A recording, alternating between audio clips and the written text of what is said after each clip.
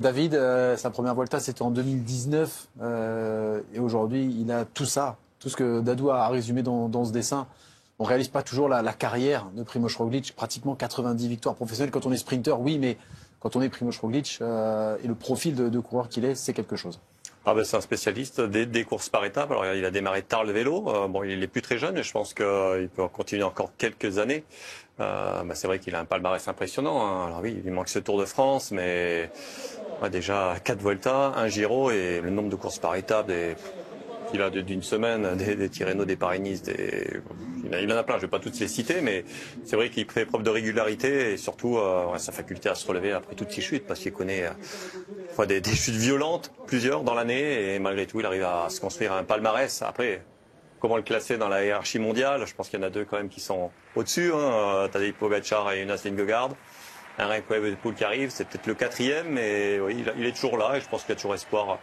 Pourquoi pas d'aller encore briller sur le Tour de France. Je pense qu'il est loin d'être cuit. Primož Roglič, il peut durer encore quelques années.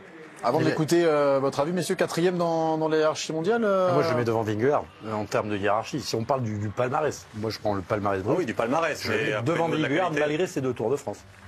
Mais dans la hiérarchie, oui, il est un peu derrière les deux là, mais je vois que lui et Remco Evenepoel, qui est loin encore d'avoir le palmarès dans Roglič. Jackie? Oui, parmi les 4, difficile de le placer. Il a gagné plus de courses qu'un Vingegaard.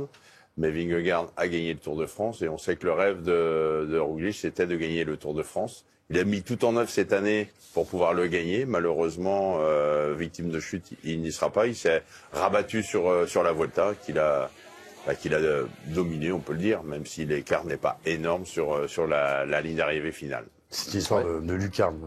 Cette lucarne, je crois que pour le Tour de France, elle est passée. Malheureusement, il y a eu 2021. Mais il l'a perdu. Il l'a perdu tout seul.